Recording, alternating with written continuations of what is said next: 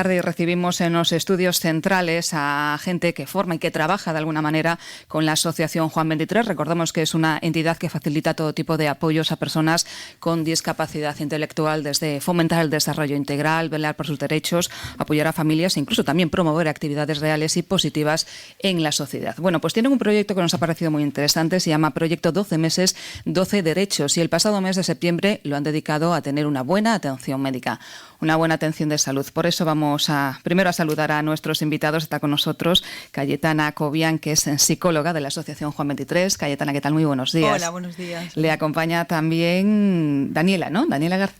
No. Anabel García, que es usuaria del Centro Juan 23, y Martín Dadín, que es farmacéutico. Martín, ¿qué tal? Muy buenos días. Bueno, ¿quién me puede empezar explicando este proyecto, 12 meses, 12 derechos, que el pasado mes de septiembre se les dedicó a tener una buena atención médica? ¿En qué consiste este programa exactamente? Bueno, pues este programa surge a raíz de nuestro grupo de autogestores, que son las personas que representan al resto de usuarios de la Asociación Juan 23, personas con discapacidad intelectual, y considerábamos muy importante reivindicar los derechos de las personas con discapacidad, que a día de hoy todavía, por el estigma o por estereotipos creados de la sociedad, se ven vulnerados estos derechos en su día a día. Hemos dedicado cada mes a un derecho diferente, pues el derecho a la intimidad, el derecho a la vida independiente, el derecho al trabajo, el derecho a utilizar los recursos de la comunidad como cualquier otra persona, como cualquier ciudadano de pleno derecho. Y efectivamente en septiembre el derecho que queremos reivindicar es el derecho a una buena atención médica. Y hoy estamos aquí nosotros porque ya antes de la pandemia empezamos con un programa que se llama Aténdeme, Enténdeme, donde visitamos varios centros de salud, dando charlas a profesionales, tanto médicos, enfermeros, auxiliares, para que las personas con discapacidad tengan este derecho a la atención médica que se merecen. ¿Cuáles son esos derechos, Anabel, que reclamáis?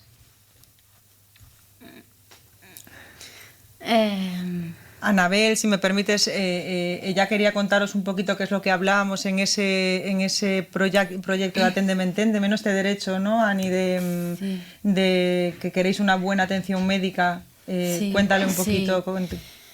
Que queremos que nos atiendan bien, que nos miren a los ojos, que nos expliquen bien las cosas, los aparatos que tienen en el hospital, y que no tengamos miedo.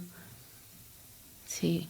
Que hablen con vosotros directamente, porque a veces incluso se hace a través de un familiar, ¿no? Imagino. Sí. Por ejemplo, a mí no me explicaron, pero a mis padres lo explicaron, y a mí nada. Y yo soy la cliente. Y me tenían que explicar a mí. Y Martín, ¿qué hace un farmacéutico formando parte de este proyecto? ¿Cuál es vuestro papel? Pues, a ver, yo como farmacéutico puedo aportar un poco, no sé, un poco el sentir del paciente actual, y aparte soy hermano de un usuario también del centro, y bueno, pues yo en las charlas pues explico un poco también nuestra experiencia, como en este caso como familiares. En nuestro caso, evidentemente, a ver, cada caso es un mundo, cada profesional que te encuentres es un mundo. Sabemos también un poco que los tiempos son limitados, que la cosa está como está, que no hay plazas fijas. Bueno, la problemática actual se une a lo otro, que es un poco pues eso, a las prisas y tal. Pero bueno, en nuestro caso tampoco tuvimos malas experiencias, todo lo contrario. Pero bueno, es un poco pues poner un poco en puesta en escena de cómo se puede mejorar, o cómo pues 4 tips de un poco de cómo poder abordar una situación de este estilo. Porque las personas con discapacidad a veces tienen más dificultad, ¿no?, para expresar el dolor. Sí. Me imagino, y a veces cuando la patología es atendida ya es tarde.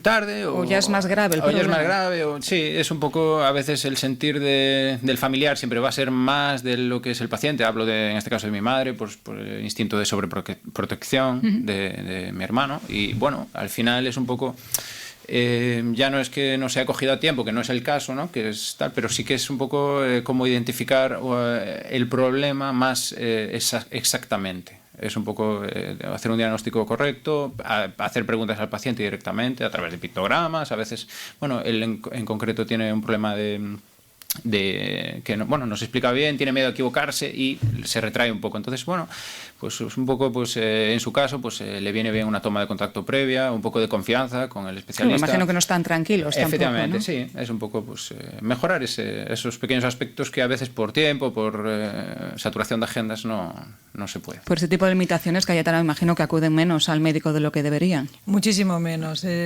Las familias, como bien comentaba Martín, muchas veces en esa sobreprotección acuden ellos solos al médico y les explican qué es lo que le pasa a su hijo o a su hija. Pero también nos encontramos que cuando les acompañamos nosotros o los familiares al médico, realmente el médico se dirige o a la persona que les acompaña o a los profesionales que en algunas ocasiones hacemos esos acompañamientos.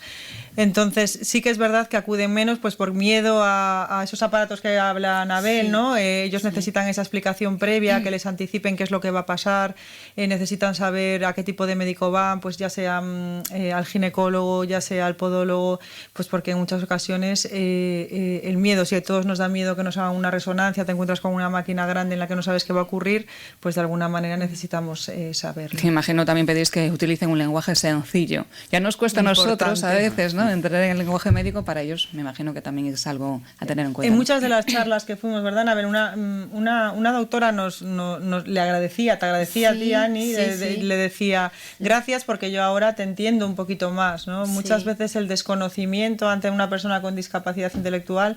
Anabel es una persona totalmente autónoma que vive su día a día sola, pues tiene una pareja con la que sale, que tiene un trabajo, luego acude por las tardes al centro ocupacional. Ella podría ir al médico sola, pero muchas veces los profesionales se encuentran ante una persona que si ya tiene la etiqueta de tiene discapacidad intelectual parece que no va a entender. ¿Estas personas tienen tarjeta AA? Sí, muchas de ellas sí. Es muy importante, sobre todo en los tiempos de espera, en las salas de espera, que muchas veces, bueno, todos sabemos que puede haber retrasos, como bien decía Martín, ¿no? Que de alguna manera la situación es como la que está ahora mismo, que es complicada ya para todos, pero necesitan esos tiempos que muchas veces es más importante, pues a lo mejor coger una primera cita que sabes que a primera hora no se van a retrasar o que a última hora a lo mejor no te hacen esperar. Esas tarjetas lo que hacen es que en el momento en el que tú llegas te atienden supuestamente en el momento. ¿Pero las utilizan o saben que sí, nosotros como centro y bueno, ya los propios médicos de cabecera les recomiendan que las tengan, entonces en el momento en el que tú pides la cita, al médico ya le salta que tiene ese tipo de tarjeta, que en el momento en el que está y tú ya coges la cita de que estás en la consulta, deberían llamarlo antes que nadie. Dentro de este proyecto habéis hecho reuniones con médicos, con personal sanitario para contarles la situación, cómo han respondido, no sé. Empezamos antes de la pandemia. Con la pandemia se paralizó todo este tema, ¿no? Ani, fuimos a varios centros, a 2 o 3 centros aquí en Pontevedra. Ahora la idea es retomarlo. Esto todo surge también desde nuestra federación y están, bueno, pues con conversaciones para que realmente podamos continuar. Bueno, ¿no? y bueno, en cuanto a la recepción, yo creo que fue sí, buena. Muy buena. Fue buena. Yo no sé cómo te sentiste tú, Ani, cuando te escucharon. Bien, genial. Sí. Sí.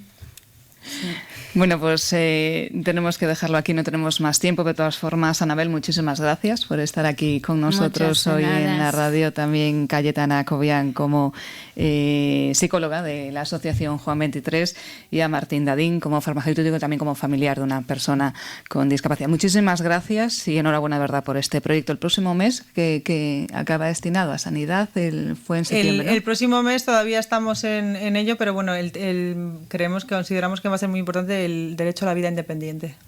Otro tema también muy importante. Bueno, pues ya hablaremos si queréis en otro día de este. Muchísimas gracias por estar hoy con nosotros aquí. Muchísimas gracias. A vosotros.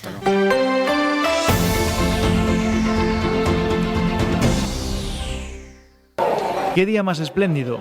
No te escucho.